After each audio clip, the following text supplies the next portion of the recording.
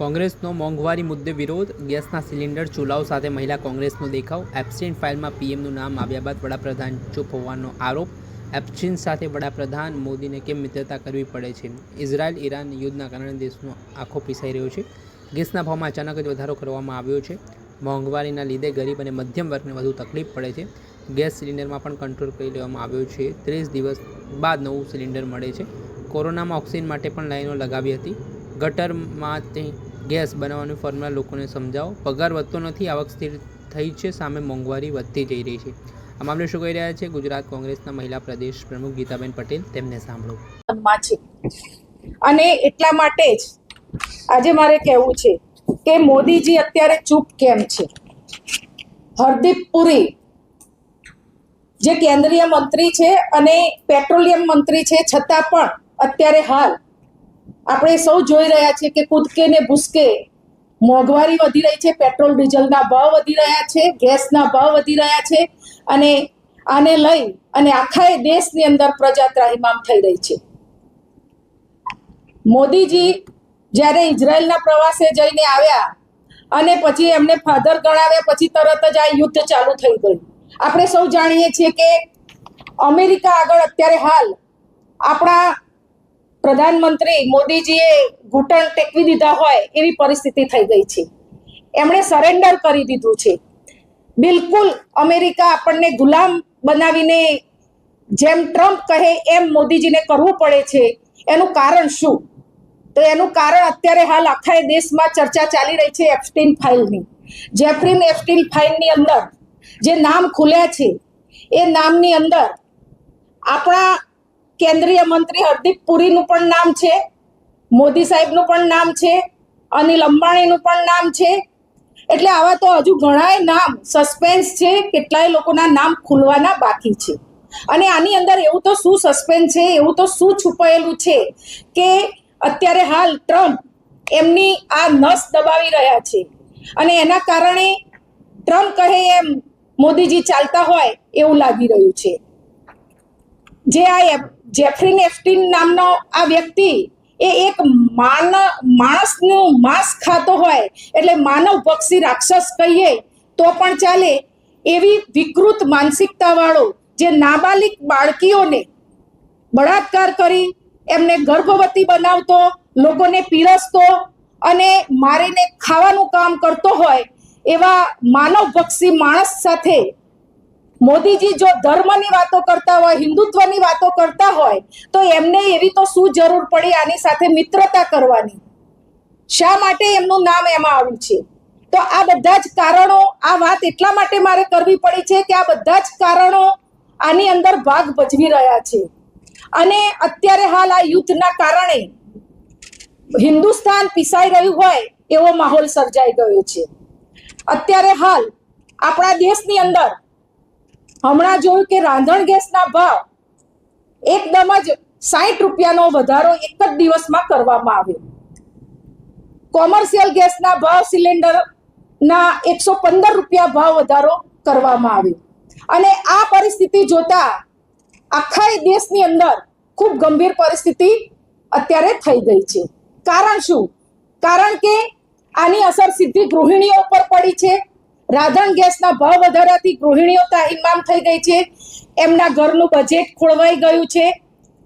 જે લોકો એમનું ઘર ચલાવતા હોય એમને અત્યારે 1100 રૂપિયા ભાવ વધારો આપવો પડે છે. જ્યારે 450 રૂપિયા ભાવ હતો ત્યારે એમના જ મંત્રી સ્મૃતિ ઈરાની માથે બાટલો લઈને ફરતા હતા અને કહેતા હતા કે ભાવ ઘટાડો.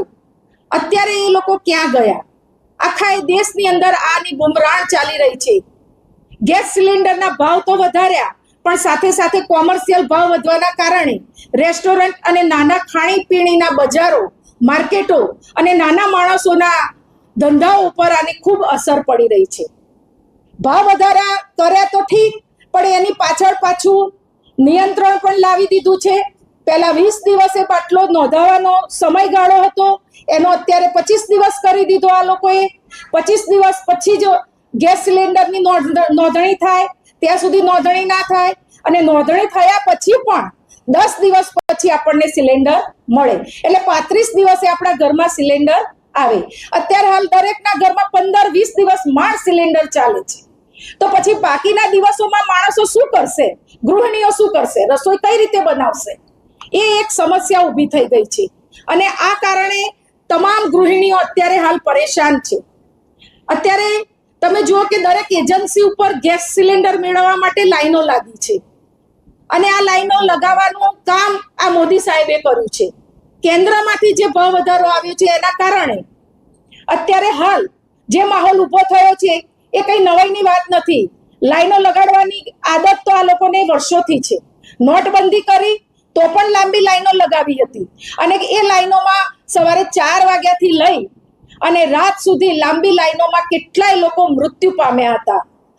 એના પછી કોરોના કાળ આવ્યો તો ઓક્સિજનના સિલિન્ડર માટે અને હોસ્પિટલોની અંદર સેવા લેવા માટે હોસ્પિટલોની અંદર જ્યારે બેડ નતા મળતા, ઓક્સિજન નતું મળતું, ત્યારે પણ લાઈનો લાગી હતી અને હજારોની લાઈનો 5-5 કિલોમીટર સુધી સિવિલ હોસ્પિટલની બહાર લાઈનો લગાવવામાં આવી હતી અને એ લાઈનોની અંદર કેટલાય લોકો મૃત્યુ પામ્યા છે જેમને સારવાર નથી મળી, ઓક્સિજનના બાટલા નથી મળ્યા, ઓક્સિજન પૂરતો હોસ્પિટલોમાં દર્દીઓને નથી મળ્યું અને એના કારણે કેટલાય દર્દીઓ લાખોની સંખ્યામાં દેશની અંદર લોકો મૃત્યુ પામ્યા હતા. આ લોકો 15 વર્ષથી એમની સરકાર ચલાવી રહ્યા છે ત્યારે જ્યારે પણ આવી સંકટ આવે ત્યારે ઘંટ વગાડો, થાળી વગાડો, દીવા પ્રગટાવો. મારે એમ કેવું છે કે મોદીજી તમે અત્યારે ક્યાં ગયા છો? અત્યારે દિલ્હીની અંદર સંસદ સત્ર ચાલી રહ્યું છે ત્યારે મોદીજી તામિલનાડુમાં જઈને બેઠા છે ચૂંટણી પ્રચાર કરવા માટે. કારણ શું? કારણ કે એ સંસદની અંદર જવાબ આપી શકે એમ નથી. વિપક્ષ જ્યારે સવાલો ઉઠાવે છે તો એનો જવાબ મોદી સાહેબ પાસે છે નહીં, માટે એ અત્યારે હાલ સત્ર છોડીને બહાર ચાલ્યા ગયા છે. આપણે જોઈએ છીએ કે ભૂતકાળમાં જ્યારે મોદી સાહેબે એક ભાષણ આપ્યું હતું એમાં કહ્યું હતું કે ગટરની અંદર પાઇપલાઇન લગાવવાથી ગેસ આવે છે અને હું ચાના થેલા ઉપર કે ચાની કીટલી ઉપર એના સ્ટવ સાથે આ પાઇપલાઇન લગાવીને ચા બનાવતો. અલા ભાઈ, અત્યારે હાલ એ ફોર્મ્યુલા તમારી ક્યાં ગઈ? એ ફોર્મ્યુલાની વાતો કરતા હતા મોદી સાહેબ કે આ તો બહુ કોમન અને એકદમ ઈઝી ફોર્મ્યુલા છે, એકદમ સહેલી ફોર્મ્યુલા છે. આનાથી ગેસ ઉત્પન્ન થાય ગટરમાંથી, એ ગેસનો આપણે રાંધણ ગેસ તરીકે ઉપયોગ કરી શકીએ. મારે અત્યારે કેવું છે, મોદીજી પાછા આવો, તામિલનાડુમાંથી અહીંયા આવો અને એ ફોર્મ્યુલાની અત્યારે પ્રજાને જરૂર છે. આવીને બતાવો તમારી ફોર્મ્યુલા. અત્યારે ગૃહિણીઓને જરૂર છે રસોઈ કરવા માટે. એ તમારી પાઇપ વાળી ફોર્મ્યુલાની અત્યારે બધાને જરૂર છે. હવે સમજાવો ને, ખાલી વાતો કરવાની, ખાલી પ્રજાને મૂર્ખ બનાવવાની વાતો. ઘંટ વગાડો, થાળી વગાડો, દીવા કરો, ગેસમાં પાઇપલાઇન, ગટરોમાં પાઇપલાઇન નાખો, ગેસ ઉત્પન્ન કરો. માત્ર વાતો કરવાની, માત્ર બધાને ભોળવાના, માત્ર ઉલ્લુ બનાવવાની વાતો. અત્યારે હાલ દેશની પરિસ્થિતિ ખૂબ ખરાબ થઈ ગઈ છે. મોંઘવારી કૂદકે ને ભૂસકે વધી રહી છે. ગેસ સિલિન્ડર, કોમર્શિયલ સિલિન્ડર અને મોંઘવારી ખૂબ ઉપર જઈ રહી છે.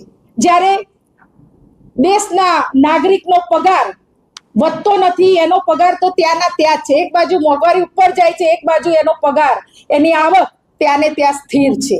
એના કારણે અસમતુલા સર્જાય છે અને દેશની અંદર ગરીબી, બેકારી અને બેરોજગારીનું પ્રમાણ વધવા લાગ્યું છે. આ બધા જ મુદ્દાઓને લઈ અને આજે મહિલા કોંગ્રેસે આ પ્રેસ કોન્ફરન્સ કરી છે અને એના દ્વારા મારે આજે આપ મીડિયાના મિત્રો દ્વારા કેન્દ્ર પાસે અમારી માંગણી છે કે જેમ બને એમ ઝડપથી પેટ્રોલ અને ડીઝલના ભાવ ઉપર નિયંત્રણ લાવવામાં આવે. પેટ્રોલ ડીઝલ ઉપર જે ટેક્સ નાખવામાં આવે છે, જે કર નાખવામાં આવે છે, એને ઓછો કરવામાં આવે અને પેટ્રોલ ડીઝલના ભાવ તાત્કાલિક ધોરણે નિયંત્રિત કરવામાં આવે અને ઓછા કરવામાં આવે. રસોઈ ગેસ સિલિન્ડરનો જે ભાવ વધારો કર્યો છે એને પાછો ખેંચવામાં આવે. કોમર્શિયલ ગેસ સિલિન્ડર ઉપર જે ભાવ વધારો કર્યો છે એને પણ પાછો ખેંચવામાં આવે અને ખાદ્ય પદાર્થ, શાકભાજી, અનાજ, કઠોળ, તમામ ખાદ્ય પદાર્થો ઉપર અને ચીજ વસ્તુઓ, ઘરેલી ચીજ વસ્તુઓ ઉપર જે ભાવ વધ્યા છે એ ભાવ પણ નિયંત્રિત કરવામાં આવે આ અમારી માંગણી છે. અને આ બધી માંગણીઓ લઈ અને આજે મહિલા કોંગ્રેસે પ્રેસ દ્વારા, આ મીડિયા દ્વારા કેન્દ્રને અને રાજ્ય સરકારને પણ અમે કહેવા માંગીએ છીએ કે જો તાત્કાલિક ધોરણે આ ભાવ વધારો પાછો ખેંચવામાં નહીં આવે, આ ભાવો પર નિયંત્રણ કરવામાં નહીં આવે, આ જે મોંઘવારી વધી છે એને ઘટાડવામાં નહીં આવે, તો અમે સડકથી લઈ અને સંસદ સુધી આંદોલન કરવા માટે મજબૂર બનીશું. અને આવનારા સમયની અંદર મહિલા કોંગ્રેસ દ્વારા આના દેખાવો અને પ્રદર્શનો ચાલુ રહેશે અને આનું આંદોલન સાંસદ સુધી લઈ જવાની તૈયારી સાથે મહિલા કોંગ્રેસ આજે મેદાનમાં આવી છે. આપ સૌને મારી નમ્ર વિનંતી કે આ અમારી પ્રેસ દ્વારા જે મેસેજ આપ્યો છે એ આપ કેન્દ્ર અને રાજ્યની સરકાર સુધી પહોંચાડો તેવી મારી વિનંતી. Thank you.